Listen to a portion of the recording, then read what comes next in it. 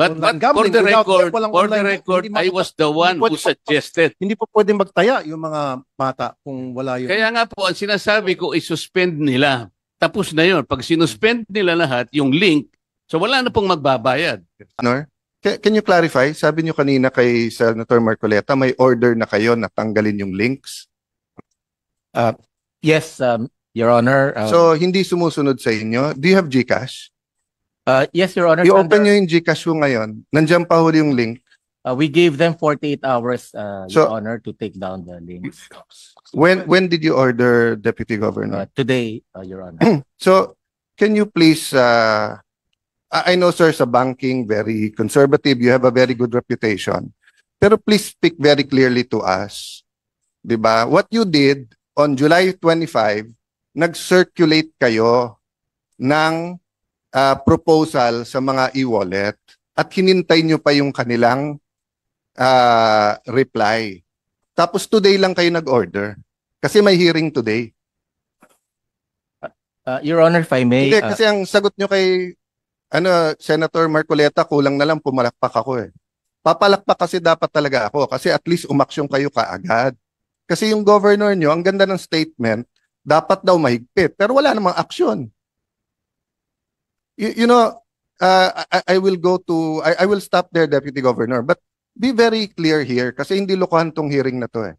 Diba? Sana sinabi yung kanina, sir, it took us time and everything, but we're giving them 48 hours. Eh sinabi nyo, hindi, you ordered them na eh. Pag binuksan mo ngayon, meron eh. Hindi po ba? Seryoso, pinag-uusapan natin eh. Lokohan ba to? So please, sir, di ba, ano lang, konting pagiging forthright naman at konting ano tayo pag nag-uusap dito, di ba? Ang PAGCOR mahirapan sumagot kasi trabaho nila magnegosyo ng ano eh, ng gaming eh. That's why, di ba, we'll allow them to ano, but you get my point, sir. Okay, so 48 hours makakaasa kami na tanggal na lahat. Yes, Your Honor. Why do they need 48 hours? Isn't that instant naman? DICT, pag sinabi ko today, tanggalin nyo yan, hindi kaya ng technical ng mga e-wallets yun?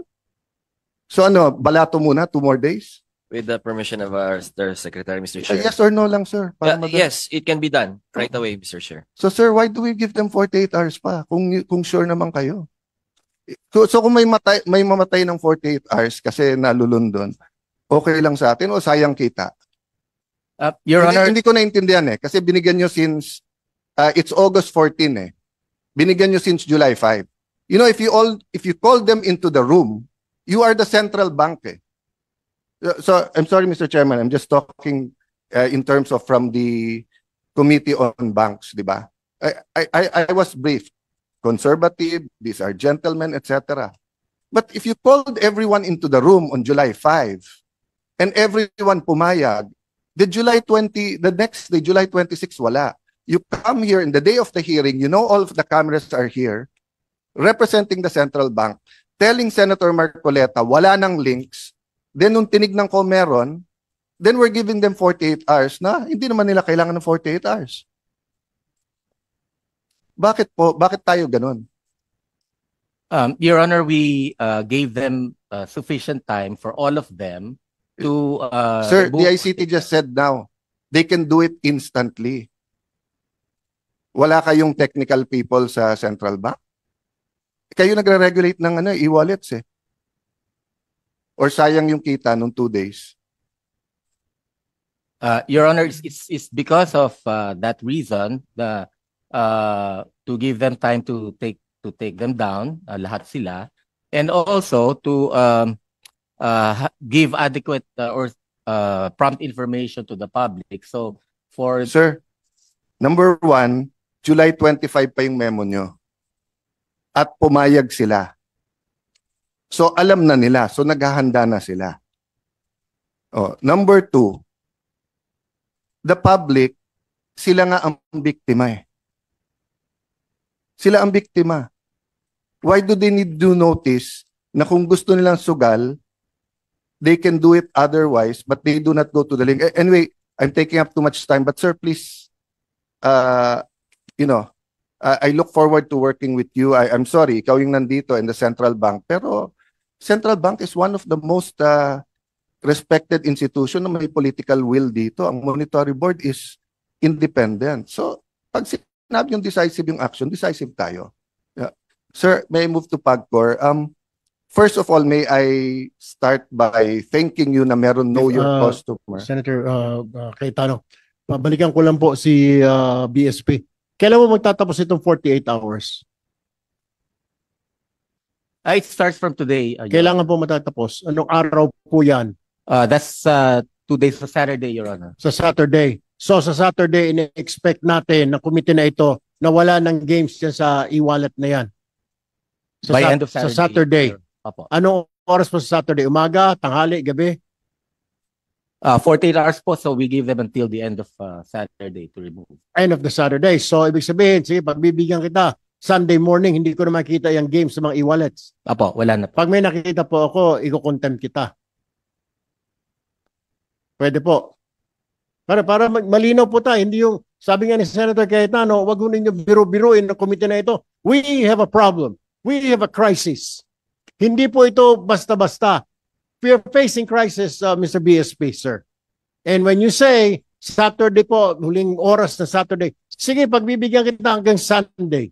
Pag Sunday morning, meron pa pong mga games sa mga e-wallet, sir. Iko-contempt ka namin. Yes, Your Honor. And we'll also take, we will sanction also the concerned BSP. Mr. Chairman, if I may, Mr. Chairman, if I may, just very short, Mr. Chairman. Right. Thank you, Mr. Chairman. I would respectfully object, Mr. Chairman, to that statements made by Central Bank in saying that they need time 48 hours to take it down, while we heard from ASEC Paraiso a while ago that they can do it right away. I just don't get it, Mr. Chairman. Forgive me, Your Honors, my dear colleagues. It is not acceptable yung answer bakit kailangan ng 48 hours. We wanted to protect the public eh. Namamatay na nga yung mga tao eh. Numbers don't lie. These facts, these reports, ang dami pang hindi nare-report, Mr. Chairman. Kausap mo lang yung isang governor sa isang probinsya dito sa Pilipinas. Sabi niya, halos araw-araw may nagpapakamatay dito, pare. Bakit di natin ma-stop? Again, Mr. Chairman, I'm really sorry. It is not acceptable yung binibigay na sagot kung bakit hindi natin mai sara ngayon kung kaya naman. Ngayon, if there's another answer, Mr. Chairman, that would convince this representation na bigyan pa rin ng 24 hours, sige ho, I will agree. But right now, the answers being given to us, Mr. Chairman, hindi ho acceptable. Sorry. Thank you. Thank you, Senator Villanueva. Yes. Sandali lang po, Mr. Chairman. We'd like to clarify the statement of the BSP representative because very important po yan. Is your statement is within 48 hours, you will ban the apps on the e-wallets or you will ban e-wallets to be utilized by these gambling operators? That's two different things, ha? Kasi yung apps, tanggal lang yan. Ibig sabihin, walang advertising. Pagpunta mo sa GCash, sa PayMaya, hindi na lalabas yun. Pero iba yan sa pinagbabawal nyo ng paggamit ng e-wallets sa pagbayad nitong gaming na ito. Let's clarify that. If you're saying the latter, which is to ban, then I am with you, I support you, and I congratulate you if you can do that within 48 hours. So let us clarify, Mr. Chairman, ano ba talaga? Yung pagtanggal lang ng advertising apps sa e-wallets or pagtanggal talaga ng e-wallets sa paggamit sa pagpusta nito mga games na ito? Mr. Chair, go ahead. Dito kay BSP, kay Governor. What's your name, sir? Mamerto Tangonan, Your Honor. Ba't kinakailangan pa ng isang araw na palugit? 48, ba't kinakailangan pa ng 48 hours? Eh sabi nga na dito, isang pindot lang yan, tapos na wala na yung apps na yan. Ba't kinakailangan palugit? Para marami pang pwedeng tumaya? Para meron pang mga kukuha ng porsyento sa mga taya na yun? Mr. Chair, Sir, I'm asking may him. I interject? Sir, excuse me. I want him to answer my question. Senator Rafi, finish first. I want him to answer my question, Senator. Pakisagot lang po yung tanong ko. Ba't kinakailangan ng 48 hours na pwede naman gawin agad-agad? Tulad nga sinabi ni Senator Villanueva and Senator Migs, nagtataka lang kami at si Erwin nga nagsabi, pag hindi mo makagawa yan in 48 hours, iko-contempt ka. Pakipaliwanag, okay, mabilis lang. Anong proseso ba dapat ang ginagawa para ito ay tuloy na matanggal? So, Mr. Yung pinag-usapan natin. Your Honor, we provided 48 hours because one, as I've mentioned earlier, we want to give time to the BSP supervised institutions to take down those in-app links and icons to the online gambling sites. The other reason, Your Honor, is so that we will also provide time for the customers, for the consumers, to withdraw their funds from the online gaming account once they learn that we are already removing the links from the BSI mobile payment applications and websites, Mr. Chair. So within that time, for consumers who may want to take their money out from their online gambling accounts, they may do so, Mr. Chairman. Fine, Mr. Chairman, just to clarify. So what the gentleman from the BSP is saying is bawal na gamitin ang e-wallets for online gambling. We need a categorical statement from you. Bawal or tinatanggal mo lang yung app or bawal na? We're removing the in-app links po from the Not the use. websites. Not the use. Because what happens now if they want to go into a scatter or whatever game and it says there how to pay using PayMaya, GCash, nandun pa yun. So are you telling us you're just taking out the app but you're not taking out the use, being able to use that app wallet to pay the account? Yan ang importante, sir, Mr. Chairman. Mahalaga yun, malaman ng taong bayan. So what is your answer before I will just ask my colleagues? This is very important. Are we going to ban now the e-wallets from being utilized for online gambling payments? Mr. Chair, before he answers, because I'd like to put this in the proper perspective, this representation was the one who this morning made the suggestion, considering that the PAGCOR and the ICT has yet to do some struggling on how to regulate the online games operators. Ang sabi ko nga, maybe BSP should issue a suspension order to all wallet platforms like PayMaya, GCash, etc., to suspend their links to all online gambling operations. Yun po yun eh. Hindi ko alam na bakit sila po yung parang nagigisa ngayon samantalang they're only I think they have only a very limited participation. Sir, are you a game developer? Are you an enabler? Are you a promoter? Di ba ang pinag-uusapan natin dito, Mr. Chair, mga online game gambling operators? Senator Marcoleta, let's just clarify this. Kasi sila yung nagbigay ng pahintulot o lisensya sa mga e-wallets. Pero kasama po ba sa paglilisensya ninyo na pumasok sila sa sugalan, BSP Governor, sir? Did you allow them? I mean, meron po ba kayong go signal to include online gambling sa e-wallets? Did you do that? Kasi ang alam ko po, e-wallet para padala ng pera, di po ba? Bakit po pumayag kayo? I mean, this has been going on for several years now. Mr. Chair, we allowed them to send funds or to remit funds to legal and Pero po, bilisan na po natin. Pinayagan nyo ba sila na maglagay ng gambling? Pinayagan po ninyo? Given Yes or no, sir? Yes or no? Did you? Yeah. Did you or did you not?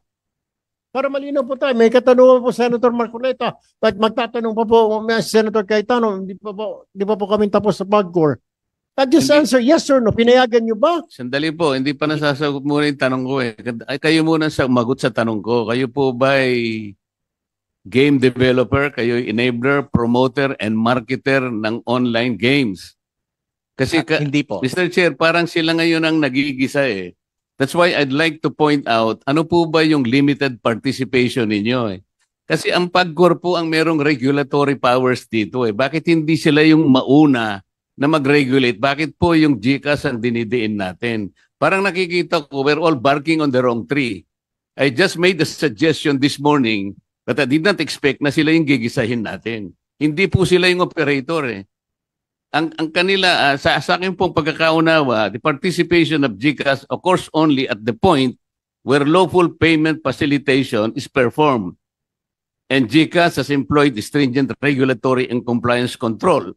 So, bakit sila yung receiving end? Ito lang naman ang punto. Let us be very reasonable here. Don't be harsh on anybody. Yung PAGCOR ang uunahin natin dito. Sila yung nag-breakdown ng regulation. If they cannot regulate their own accredited and approved online game operators, at sinasabi nila ngayon dito, Mr. Chair, ang problema yung pong mga illegal. Bakit hindi po nyo puntahan ng mga platforms, Mr. PAGCOR? Eh, ang mga platforms, kabisado naman natin kung sino-sino sila. Ito yung Google Pay. Ito yung Amazon, ito yung Facebook, ito yung Twitter. Can you not go to them in the first place with the help of DICT? Doon kayo magsimula. That's the first layer. And then go back to your legal or illegal. Tingnan nyo kung meron silang KYC measures to protect the public. Why are we frying the e-wallet? Wala po akong nakikitang participation nila sa e-gambling or whatever. Yes, but they are the conduit to But online for gambling. the Without- record, walang for the online, record, hindi I was the one who pwede- suggested. Hindi po pwedeng magtaya yung mga bata kung wala yun. Kaya nga po, ang sinasabi ko, i-suspend nila. Tapos na yun. Pag sinuspend nila lahat, yung link, so wala na pong magbabayad.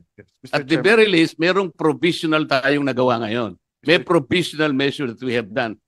But let us not naman fry people. let me answer. Mr. Chair. Bakit nag-isa? Yeah. Senator Let me, Cayetano with then your Senator permission, dahil ako Ontiveros. ako po yung medyo uminitulo. First and foremost, tama po, Senator Marcoleta, ikaw nag-suggest. Ang kasalanan ko, I take all of your suggestions seriously. Na-offend lang po ako na sinagot kasi na wala na yan, wala nang links. Samantalang nung inon ko yung phone ng aking staff, meron pa rin link. And because nga, I found it lack of political will na July 5, kinonsulta pa rather than then. Secondly, sir, the thing is, I have received information, complaints from very, very reliable, in fact, players to, that yung ibang e-wallets, hindi ko sasabihin kung sino, later on, kasi imbitahin naman ni Chairman Tulfo, sinabi niya kanina, that pati sa illegal, ginagamit yung e-wallets at kulang ang ginagawa nila. Ang PAGCOR does not regulate the e-wallets. It is central bank. Having said that, it is a bigger problem. So anyway, we'll leave it there and we will go now to PAGCOR. So with that, pasensya ka na, Senator Marcoleta, we're not passing the blame to central bank, but we're sharing the blame with I share the blame with all of you. Dapat talaga nung pinasa yung PAGCOR law, tinanggal kasi dito sa Senate yung yung internet. Nakaban yun talaga nung 2007 law, 'di ba? Kaya hindi ko masisi si Chairman Al kasi wala sa batas ngayon na bawal ang internet. Nilalagay namin ni Joel Villanueva yun sa pero tinanggal dito sa Senate. Anyway, Mr. Chairman, if I may just very quickly, and I share the sentiments of my dear colleague Senator Alan Cayetano. In fact, every time we talk about PAGCOR's charter, Section 10 of PD 1869, yung PAGCOR charter as amended gives PAGCOR authority to operate and license gambling casinos, gambling clubs, and other similar recreation or amusement places, gaming pools.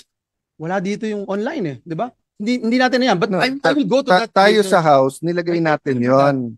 I remember Sa that. BICAM, natanggal dito sa Yes. Senate. But at that Yes. time, hindi pa naman natin alam yung Yes. apps, hindi pa Yes. natin alam yung Paymaya, Yes. GCash. I remember that, Senator Cayetano. And just to put on record, Mr. Chairman, just like Senator Marcoleta, I share the same thing. I have nothing against e-wallets, etc. It's just that ginagamit sila but it appears that na hindi nagagawa ng regulating body yung dapat niyang gawin. Kanina, uminit din yung ulo ko dahil hindi ko po alam. And I'd like to put this on record because I didn't know these mechanisms. Yung, for example, naglagay na pala ng pera yung mga kababayan natin. Hindi ko alam yun So ngayon ko lang ho narinig. Have I heard it kanina? Kaya may 48 hours. Hindi ako sasamaan loob eh. Now that you mentioned it, para maprotektahan na yung mga naglagay at makalabas sila, then I understand and I will share now the position of the chair. Yes. Na Senator bigyan sila Risa's bill ng time pa. So actually- just put that on record, Mr. Chair. Yes. Thank you. Noted. Senator Risa's bill actually includes the ban. So tama yung tanong po ni Senator Migs na, sir, when will the central bank decide whether on your own, under the law, you can do that now will you ban the use of e-wallets for gaming? Kasi, Mr. Chair. Yeah, go ahead.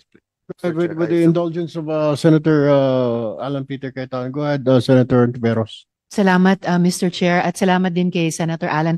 Dahil nabanggit na rin po niya, indeed, yung pagputol po, absolutely, ng link sa pagitan ng mga e-wallets at super apps at mga online gambling platforms, isa sa pinaka-importanting provision nung bill ko. Which is why also, Mr. Chair, I just wanted to manifest kasi kanina nabanggit na yung mga e-wallets. I'm really looking forward, Mr. Chair, dun sa sinabi nung chair kanina na iimbitahin din sila sa susunod na pagdinig para matanong natin. Because I believe those e-wallets, whether GCash, Paymaya at iba pa, ay may sagutin sa problemang ito ng online gambling. Salamat, Mr. Chair.